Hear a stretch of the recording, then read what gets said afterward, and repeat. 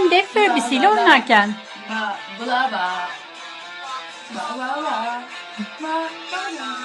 Hande Furby'ni seviyor musun?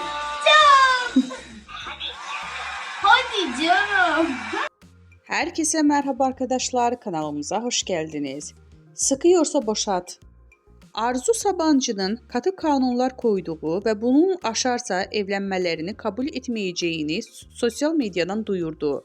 Hande Erçel müstakbel kaynanasına öyle bir cevap geldi ki, ünlü oyuncu Sabancı'nın yaparsan oğlumla evlenemezsin, evlenmiş olsam bile boşatırım diye haber yolladığı ilk kanunu önceden çiğnediği hem de ardından sosyal medyada ilan etti.